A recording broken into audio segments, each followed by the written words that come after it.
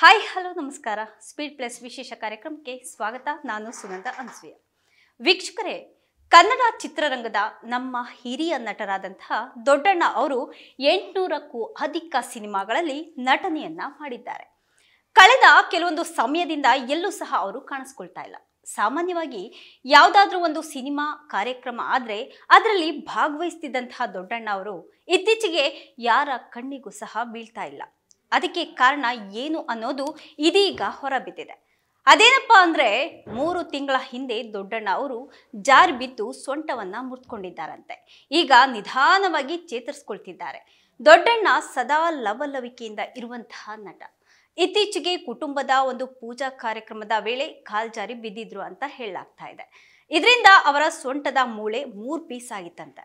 ಕೂಡಲೇ ಅವರಿಗೆ 4 ಗಂಟೆಗಳ ಶಸ್ತ್ರಚಿಕಿತ್ಸೆ ಕೂಡ ಮಾಡಲಾಗಿದೆ. ಈಗ ನಿಧಾನವಾಗಿ ಎದ್ದು ಓಡಾಡೋದಕ್ಕೆ ಕೂಡ ದೊಡ್ಡಣ್ಣ ಅವರು ಪ್ರಯತ್ನ ಮಾಡ್ತಾ ಇದ್ದಾರೆ. ಇನ್ನು ಸೊಂಟಕ್ಕೆ ಪೆಟ್ಟು ಮಾಡಿಕೊಂಡಂತಹ ಘಟನೆಯನ್ನ ದೊಡ್ಡಣ್ಣ ಅವರೇ ಇಂಚಿಂಚಾಗಿ ಹೇಳ್ಕೊಂಡಿದ್ದಾರೆ. ಅವರು ಜಾರಿ ಬಿದ್ದಿದ್ರಿಂದ ಹಿಡಿದು ಶಸ್ತ್ರಚಿಕಿತ್ಸೆ ಹೇಗಾಯಿತು, ಈಗ ಹೇಗಿದ್ದಾರೆ ಅನ್ನೋದರ ಬಗ್ಗೆ ಕೂಡ ವಿವರವಾಗಿ ಹೇಳ್ಕೊಂಡಿದ್ದಾರೆ. ಅಂದ್ರೆ ಜುಲೈ 9ನೇ ತಾರೀಕು ಏನಾಯ್ತು, ಶಿವಮೊಗ್ಗದ ಹತ್ರ ಹೊಳಲೂರು ಅಂತ ಅಲ್ಲಿ ನಮ್ಮ ಗುರುಗಳ ಮಠ ಇದೆ. ಜುಲೈ 10ನೇ ತಾರೀಕು ಗುರು ಪೂರ್ಣಿಮಾ ಇತ್ತು. ಅಲ್ಲಿ ಮಹಾಮೃತ್ಯುಂಜಯ ಹೋಮವನ್ನ ಇಟ್ಕೊಂಡಿದ್ವಿ. ಮನೆಯವರೆಲ್ಲರೂ ಸಹ ಬರೋರಿದ್ರು. ಮಠವನ್ನೆಲ್ಲ ಕ್ಲೀನ್ ಮಾಡಿಸ್ಕೊಂಡು ಬಂದಿದ್ದೆ. 9ನೇ ತಾರೀಕು ಮನೆಯವರು ಸಹ ಬರೋರಿದ್ರು. ಅದೇನಾಯ್ತು ಅಂದ್ರೆ ಸ್ನಾನ ಮಾಡಿ ಬಂದೆ. ಸಿಕ್ಕಾಪಟ್ಟೆ ಮಳೆ ಇತ್ತು. ಶೂ ಅನ್ನ ತೊಳೆದಿರ್ಲಿಲ್ಲ. ಹೀಗಾಗಿ ಅದನ್ನ ಶೂ ತೊಳೆದು ಕೈ ತೊಳ್ಕೊಂಡು ಬಂದೆ ಅಷ್ಟೇ. ಅಷ್ಟರಲ್ಲಿ ಏನಾಗಿತ್ತು ಅಂದರೆ ಆ ಶೂನಿಂದ ಸೋಪಿನ ನೀರು ಸ್ವಲ್ಪ ಬಿದ್ದಿತ್ತು. ನನಗದು ಗೊತ್ತಾಗಲಿಲ್ಲ. ಬಲ್ಗಾಲನ್ನು ಇಟ್ಟೆ. ಎಡಗಾಲು ಈ ಕಡೆ ಜಾರು ಬಿತ್ತು. ಬಿದ್ದ ಕೂಡಲೇ ಹಿಪ್ನಲ್ಲಿ 3 ಪೀಸ್ ಆಯಿತು. ಅಷ್ಟೊತ್ತಿಗಾಗಲೇ 9:45 ಆಗಿತ್ತು. ರಾತ್ರಿ ಫೋನ್ ಮಾಡಿದ್ರು ಕೂಡ ಯಾವ ಡಾಕ್ಟರ್ ರಿಸೀವ್ ಮಾಡ್ತಾ ಇಲ್ಲ ನೋಡಿ. ರಾತ್ರಿಯೆಲ್ಲ ನೋವನ್ನು ಅನುಭವಿಸ್ದೆ ಅಂತ ಹಿರಿಯ ನಟ ದೊಡ್ಡಣ್ಣ ಅವರು ಘಟನೆಯನ್ನು ವಿವರಿಸಿದ್ದಾರೆ. ಹಿಪ್ ಮಲ್ಟಿ ಫ್ರ್ಯಾಕ್ಚರ್ ಆಗಿದೆ ಅಂತ ವೈದ್ಯರು ಸಹ ತಿಳಿಸಿದ ಬಳಿಕ 4 ಗಂಟೆಗಳ ಕಾಲ ಶಸ್ತ್ರಚಿಕಿತ್ಸೆ ಕೂಡ ನಡೆದಿತ್ತು. ಸೊಂಟಕ್ಕೆ ಅಷ್ಟು ಗಂಭೀರವಾದಂತಹ ಪೆಟ್ಟಾಗಿತ್ತು ಅಂತ ಹೇಳಿದ್ದಾರೆ. ವೈದ್ಯರು ಬಂದರು. ಬಲ್ಗಾಲು ಊದ್ಕೊಂಡಿತ್ತು. ಕಾಲನ್ನು ಫೋಲ್ಡ್ ಮಾಡೋದಕ್ಕೆ ಕೂಡ ಟ್ರೈ ಮಾಡಿದವರು, ಆದರೂ ಆಗಲಿಲ್ಲ. ಸರ್, ಮಲ್ಟಿ ಫ್ರ್ಯಾಕ್ಚರ್ ಆಗಿದೆ, ದಯವಿಟ್ಟು ಬೇಜಾರಾಗಬೇಡಿ, ಬೆಂಗಳೂರಿಗೆ ಕಳಿಸ್ಕೊಡ್ತೀನಿ, ಅಲ್ಲಿ ಚಿಕಿತ್ಸೆ ಸುಲಭ ಅಂತ ಬೆಂಗಳೂರಿಗೆ ಕಳಿಸ್ಕೊಟ್ರು. ಇಲ್ಲಿ ಎಕ್ಸ್ರೇ ತೆಗೆದು ಹೀಗೆಲ್ಲ ಆಗಿದೆ ಅಂತ ಹೇಳಿದ್ರು. ಬೆಳಗ್ಗೆನೆ 4 ಗಂಟೆಗಳ ಕಾಲ ಆಪರೇಷನ್ ಕೂಡ ಮಾಡಿದ್ರು.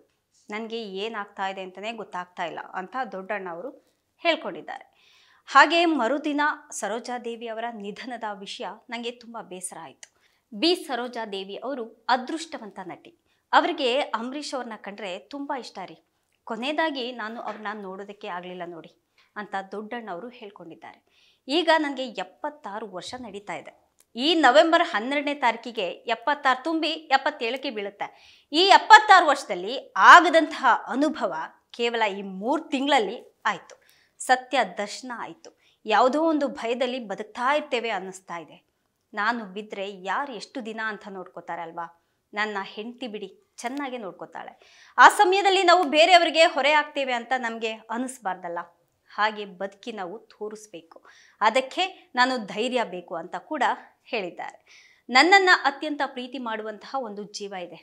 ನನಗೆ ಏಟಾಗಿದೆ ಅಂತಾಗ ನನ್ನ ಮಗಳಿಗೆ ಮೊದಲು ಫೋನ್ ಹೋಗಲಿಲ್ಲ. ನನ್ನ ಮನೆಯವರು ಅವ್ರಿಗೆ ಫೋನ್ ಮಾಡ್ತಾರೆ. ನಮ್ಮ ಮನೆಯವರಿಗೆ ಒಬ್ಬ ಸ್ವಂತ ಮಗನ ಥರ ಇದ್ದಾರೆ ಅವರು. ಅದ್ಯಾರು ಅಂತ ಹೇಳಿದ್ರೆ ರಾಕ್ಲೈನ್ ವೆಂಕಟೇಶ್. ಅಂತಹ ಒಬ್ಬ ಸ್ನೇಹಿತನನ್ನು ಪಡೆದಿರೋದು ನನ್ನ ಪುಣ್ಯ ಅಂತ ರಾಕ್ಲೈನ್ ವೆಂಕಟೇಶ್ ಅವರ ಬಗ್ಗೆ ಕೂಡ ದೊಡ್ಡಣ್ಣ ಅವರು ಹೇಳ್ಕೊಂಡಿದ್ದಾರೆ. ನಾನು ಕಳೆದ 3 ತಿಂಗಳಿನಿಂದ ಎಲ್ಲೂ ಹೋಗ್ತಾ ಇಲ್ಲ. ಯಾವ ಕಾರ್ಯಕ್ರಮವನ್ನು ಅಟೆಂಡ್ ಮಾಡ್ತಾ ಇಲ್ಲ. ಯಾವ ಸಿನಿಮಾವನ್ನು ಸಹ ನಾನು ನೋಡ್ತಾ ಇಲ್ಲ. ನನ್ನನ್ನು ಸ್ವಂತ ಮಗನಿಗಿಂತ ಜಾಸ್ತಿ ರಾಕ್ಲೈನ್ ವೆಂಕಟೇಶ್ ಅವರು ನೋಡ್ಕೊಂಡಿದ್ದಾನೆ. ನನ್ನ ಆತ್ಮೀಯರು ಬಂದು ನನ್ನನ್ನು ನೋಡ್ಕೊಂಡು ಹೋದರು. ನಾವು ಒಳ್ಳೆ ಕೆಲಸ ಮಾಡಿದ್ದೇವೆ, ಆದರೆ ಕೆಲವರು ಕೆಟ್ಟದಾಗಿ ಮಾತನಾಡಿದಾಗ ಏನೂ ಅನಿಸೋದಿಲ್ಲ. ಆ ಸ್ಥಿತಿಗೆ ಬಂದಿದ್ದೇನೆ. ನನ್ನ ಜೀವನದಲ್ಲಿ 80% ಎಲ್ಲ ಮುಗ್ದೋಗಿದೆ ಅಂತ ದೊಡ್ಡಣ್ಣ ಅವರು ತಮ್ಮ ಕಷ್ಟವನ್ನು ಹಾಗೆ ನೆನೆದು ಹೇಳಿದ್ದಾರೆ. ನನಗೆ ಸಿನಿಮಾ ಮಾಡಬೇಕು ಅನ್ನುವಂತಹ ಆಸೆ ಇನ್ನೂ ಇದೆ. ಮೌಲ್ಯಗಳ ಕುರಿತು ಒಂದು ಸಿನಿಮಾ ಕತೆ ಕೂಡ ರೆಡಿ ಆಗಿದೆ. ಅದಕ್ಕೆ ನಾನು ನಿರ್ದೇಶನ ಮಾಡುವಂತಹ ಆಸೆ ಕೂಡ ನನಗೆ ಇದೆ ಅಂತ ದೊಡ್ಡಣ್ಣ ಅವರು ತಮ್ಮ ಆಸೆಯನ್ನು ಕೂಡ ವ್ಯಕ್ತಪಡಿಸಿದ್ದಾರೆ. ಇದಾಗಿತ್ತು ಇವತ್ತಿನ ವಿಶೇಷ. ನಿರಂತರ ಸುದ್ದಿಗಾಗಿ ನೋಡ್ತಾ ಇರಿ ಸ್ಪೀಡ್ ಪ್ಲಸ್ ಕರ್ನಾಟಕ.